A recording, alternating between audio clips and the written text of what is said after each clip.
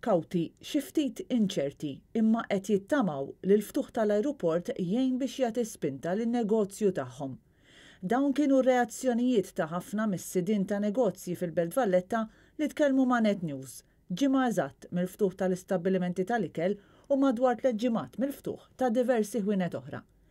Xenni tal-belt li maħniex imdorrijin naraw. Stradarjali nieqsa ħafna mill-mijiet ta' nies li s-soltu tara għaddejjin ta' kuljum. Min maġġel u min iktar kajman.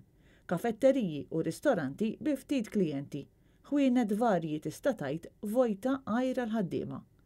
Żmien ibes li ħadd ma basar li seta' qatt ikollna bħalu u żmien ta' sfida għan-negozji fil-belt kapitali tagħna, kif spjegalna dan is-sit ta' ħanut tas-souvenirs. Bniedem ħali fuq it-turiżmu kompletament huwa ħażin ħafna. Sa qabel ma qalad dil-biċċa xogħol, qas meta kellna dal-proġett qudiemna u batejna daqshekk jiġifieri li jagħmel kważi 5 snin proġett imma llum qegħdin ħafna l-isfel. Li nisma' li ħajftaħ l-airport għalija tkun xi ħaġa kbira. Ovvjament huwa diffiċli li jkollna x-xogħol, speċjalment tal-belt.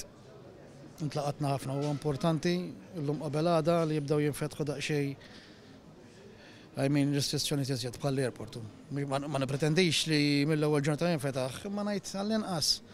Nemmen li forsi Awwissu Settembru nitilgħu dawk it-10-15% u jkun fisser ħafna lejna.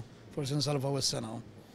Mal-bqija diżastru totali qegħdin. Sit ta' kafetterija li s-soltu jkun bla nifs bix-xogħol kellu biss 2 imwejjed bil-klijenti. Bil-ħaddiema wieqfa jistennew. Don't think it was worth to open. We're losing money being closed, but being closed would be better than opening because we're losing more at the moment. It's very hard to cope.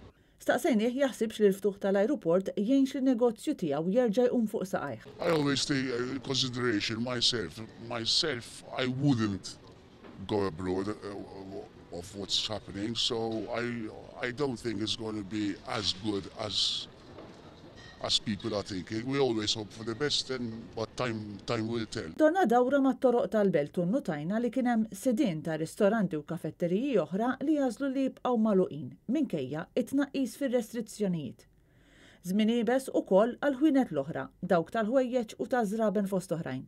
Għalkemm hemm min kien kapaċi ħares lejn is-sitwazzjoni b'lenti pożittiva anke għal fatt li l-klijenti regolari baqgħu lejali u marru jixtru mill-ħwienet tagħhom hekk kif reġgħu fetħu l-bibien tagħhom. Bil-mod.